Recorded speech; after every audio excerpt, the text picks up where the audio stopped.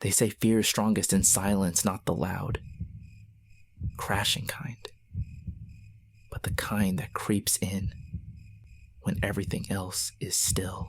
It's in the moment between breaths, when your skin prickles for no reason, when you know you're being watched but no one is there. And if you've ever had a home security camera, you probably know this. It's supposed to bring peace of mind. Until the night it shows you something that shouldn't be possible. So, before you double check your front door tonight, make sure you've hit subscribe. And hey, don't forget to comment below if you think you'd open the door, or pretend you didn't see her. Now, let me tell you what happened to the Harris family and the woman in the nightgown who stood outside their door. This really happened. The Harrises moved into their new home in Tarrytown, New York, during the tail end of October, the kind of chilly, dry autumn that smells like dead leaves and wood smoke. Nate and Alyssa had just had their first child, a quiet baby boy named Milo. They wanted calm, safety, a little piece of stillness in the suburbs. The house was a 2-story colonial, built in the 1960s, modest but charming, with creaky hardwood floors and a covered front porch that gave Alyssa that warm, nostalgic feeling. There was nothing wrong with the house until the third night. At first, it was just a motion alert from their porch camera. Motion detected 3:11 a.m. Nate checked his phone half asleep, assuming it was a stray cat or raccoon. But when he tapped into the live view, his blood cooled just a little. There was someone standing at the front door. Not moving, not knocking, just standing. She was wearing a long white nightgown. Her hair was long, dark, messy, hanging over her face, making it hard to tell if she was even looking at the door. But the strange thing wasn't just her presence. It was how she stood, completely still, arms at her sides, slightly leaning forward, like she was listening. Nate stared, waiting for her to knock, say something, anything, but she didn't move. After 5 minutes, he started recording the live feed. After 20, he nudged Alyssa awake. "Hey," he whispered. "Someone's out front." She rubbed her eyes, confused. Nate handed her the phone. They watched. The woman didn't move. Not an inch. After nearly an hour, the screen glitched just a flicker, and when the image stabilized, the porch was empty. No car sounds, no footsteps, nothing. Must have been some weird drugged-up person, Nate said, though he didn't sound sure. Maybe sleepwalking. They filed a report with the local police. No one matching that description had been reported missing. No neighbors saw anything. The woman hadn't shown up on any other nearby camera. Nate saved the footage, just in case. I tried to forget it. But the next night, 3:08 a.m., another motion alert. This time, the woman arrived a little earlier. She stood in the exact same spot. Same posture, same nightgown, same curtain of hair. But this time, she moved her head. Not much, just a few inches, tilting, like she was listening to something behind the door. And after a while, she turned her head toward the camera, slowly, like she already knew it was there. Her face was still obscured, but Nate swore he saw part of her mouth curve, not quite a smile. Something in between, something wrong. Again. She stood for an hour, and vanished between frames. No footsteps, no doorbell. The third night, Nate stayed up. Sat in the living room with a kitchen knife on the coffee table and the baby monitor by his side. 3:10. Motion alert. Nate didn't check the camera this time. He walked to the door and peeked through the peephole. Nothing. But when he checked the saved footage later, she was there for 62 minutes. Just standing there. Again.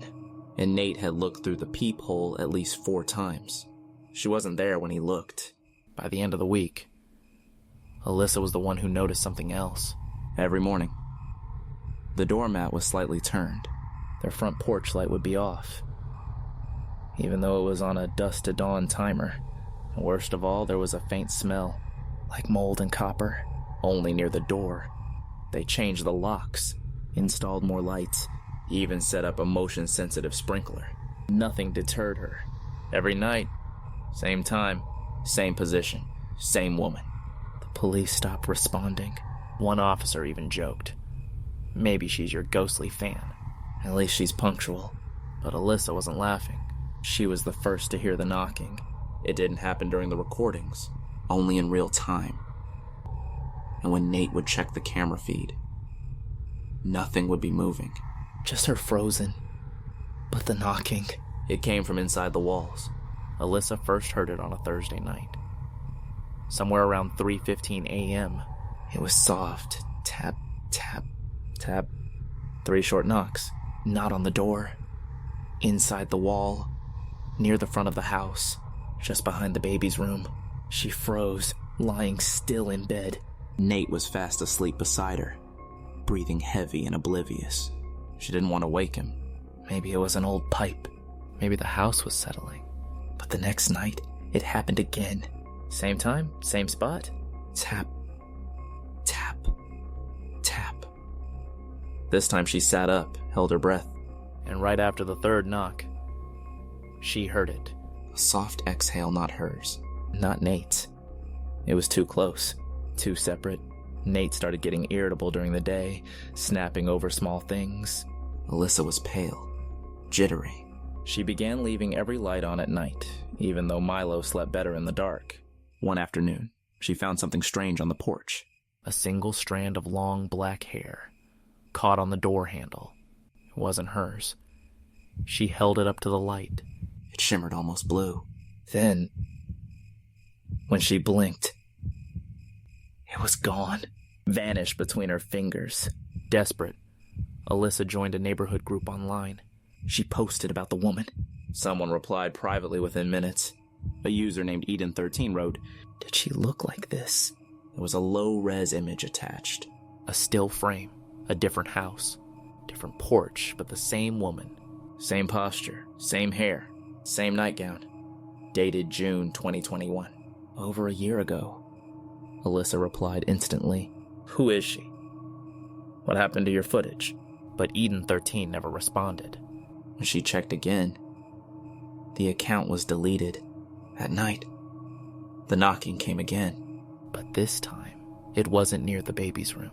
It was inside the living room wall, behind the couch where Nate had slept earlier that evening. She heard it from the hallway. Tap, tap, tap. Then silence. Then a breath. A slow one, like someone exhaling beside her ear. She ran. Burst into Milo's room. Slammed the door shut. Pressed her back to it. She didn't sleep until the sun rose. Nate finally agreed to bring in someone not a priest. Not a ghost hunter. Just a contractor. He thought maybe there were rodents. Bad insulation. Something to explain the sounds. The man came the next morning. Walked through the house, tested the walls. Near the front behind the couch, he paused, tapped twice, listened, then frowned.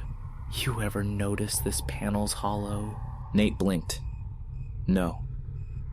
The man got his tools, removed the section. Behind the drywall was a small cavity, a kind of crawl space between support beams. Inside, they found something. A bundle of cloth. White, yellowed. A woman's nightgown, old-fashioned. The lace at the sleeves was singed, as if burned, and wrapped inside it, a strip of film tape. It took Nate an hour to figure out how to play it. He used an old USB reader, plugged it into his laptop. The video was short 19 seconds. The camera was shaking. The frame showed the same porch, but distorted, like an old VHS, oversaturated and grainy. And standing there clearer than ever was the woman. Only this time, her head was tilted backward, as if broken. Her mouth was wide open, like she was screaming. But no sound came through, only static. The video ended abruptly. When Nate checked the file again, it was gone. He asked Alyssa if she saw it too. She nodded slowly, but something in her face had changed. She looked like she was trying not to cry. Or like she'd seen it before, at night. There was no alert from the camera. No woman. No knock. But when Nate woke up at 3:30 a.m., for no reason, he checked the porch out of instinct. Still empty. Then he turned toward the hallway. The baby monitor screen glowed faint blue. Milo was asleep, but there was someone standing just inside the nursery door. Still, barefoot, in a white nightgown. He ran, burst through the hallway, flung open the door. Nothing. Just Milo, sleeping. But when he turned back, Alyssa was in the hallway. "Why were you standing there?" he asked. She didn't answer. Her eyes were unfocused. She looked pale, and she was barefoot, wearing a white nightgown. The next morning, she didn't remember anything. She laughed it off. Maybe you dreamt it, but Nate didn't laugh. He checked the security camera again. Still blank between 3:08 and 4:00 a.m. But when he zoomed in on a frame at 4:02 after the recording resumed, the front doormat was turned, and the porch light was off. By then, Nate had a suspicion. The woman in the nightgown wasn't just haunting their house, she was getting in. The next few days blurred into one long, disorienting fog. Nate stopped sleeping. Alyssa seemed off. She spoke less, avoided eye contact. Sometimes he'd find her standing in the hallway at night, staring at nothing. One morning, he caught her whispering to Milo not baby talk, but something low and rhythmic, almost like a lullaby. But the words weren't English. He asked her what it was. She blinked slowly, smiled a little too wide. I don't remember. That evening, Nate called the realtor who sold them the house. Asked, point blank, if anything had ever happened here.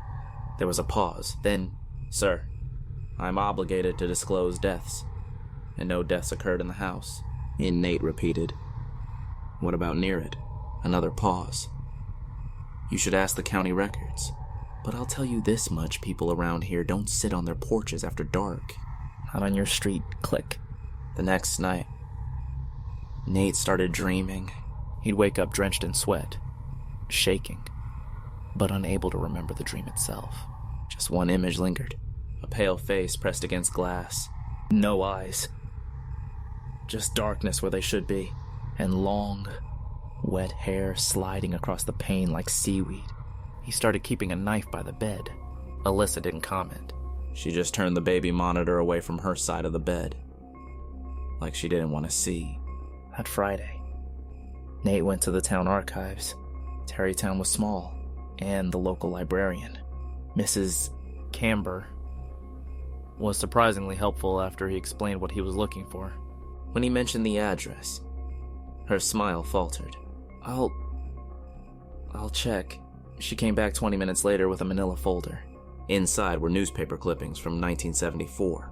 A fire, 3 homes damaged, 1 completely destroyed. The article was brief.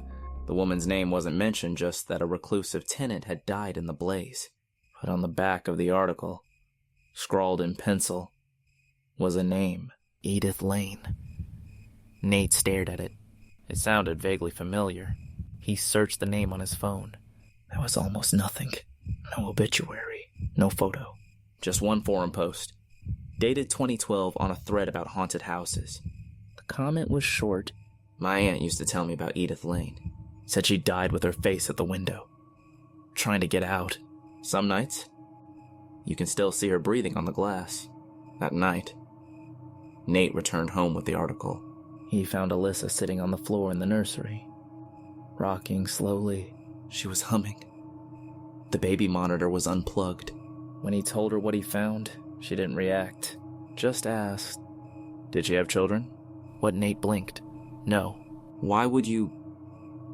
But she shook her head. "She did. I think she did." Her voice changed quieter. "She wanted them back." Nate set up a second camera inside the hallway, pointing toward Milo's door. He didn't tell Alyssa. He also installed a magnetic alarm on the front door, just in case. At 3:10 a.m., the chime sounded. The door had opened. He rushed to the hallway. Everything was quiet. He checked the monitor. Milo was asleep. But when he played back the hallway footage, his heart stopped. Alyssa was on camera, standing in the hallway. She reached for the front door, opened it. The woman was standing outside, but instead of fear, Alyssa stepped back, as if making room. Then the woman crossed the threshold, and as she entered, the camera glitched violently, screamed static. When it came back, the hallway was empty. No Alyssa, no woman, just Milo, crying. Nate ran to the nursery. Alyssa was inside, holding the baby. He pulled her away, gently but firmly. "What did you do?" he whispered. She didn't answer. Her eyes were glassy. He took the baby, left the room, locked the door behind him. He didn't sleep. He sat in the kitchen with every light on, rocking Milo, waiting for the sun. When morning came, Alyssa was gone. Just gone. No note, no message. Her phone was on the counter. The front door was locked. Nate called the police, filed a missing person report. He waited, checked hospitals, checked with friends. 3 days passed. Then one night, at exactly 3:08 a.m., the porch camera lit up. Motion detected. Nate stared at the screen. It was Alyssa, wearing the nightgown, standing still, hair covering her face, arms at her side, same spot, same hour. She looked into the camera and tilted her head. Nate screamed, fumbled for his phone, hands shaking, dialed 911. But before he could speak, the call dropped. The power flickered. The baby monitor cut to black. He ran upstairs. Milo's room open. Empty. Crib overturned. Curtains billowing in a wind that wasn't there. And etched into the wall, carved with something sharp. She never left. He searched the entire house. No sign of Milo, no sign of Alyssa. But the house felt wrong. The walls breathed. Every mirror had a faint haze like someone had just exhaled against the glass. And in the center of the living room floor, a nightgown, folded, still warm. 2 weeks passed. No leads, no sightings. The police suspected Nate. Of course they did. He stayed at a motel. Didn't eat, didn't sleep. But every night, at exactly 3:08 a.m., he got a notification on his phone. Motion detected, and there she was. Alyssa, outside the house, wearing the nightgown, staring in every night. For over an hour, he tried deleting the app, tried smashing the phone, but the alert still came to every device, even ones he hadn't connected.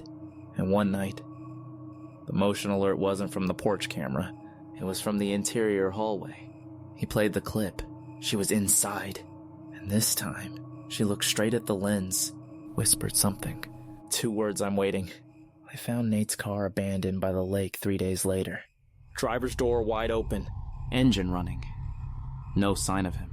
But in the back seat, a baby blanket, soaked, smelling faintly of burnt fabric and something else, ashes. The house was repossessed, sat empty for 9 months. Then a new couple moved in. They set up cameras for security. One night, the system caught something strange. A woman in white, standing on the porch. Long black hair. She stayed for 63 minutes. Just staring. They posted the footage online. It went viral. Thousands of comments. One near the top said, "She's always there. She's just waiting for someone to open the door again." And beneath that, check the baby monitor. She's never on the porch when she's already inside. So now, if you ever see someone outside your window, still, silent, staring for too long, maybe don't open the door. And if you hear a knock inside the wall tonight, don't answer. She only needs one more. And hey, if you're still breathing, go ahead and hit subscribe. But maybe double check your hallway camera first. You know? Just in case she's behind you this time. Good night. Sleep lightly.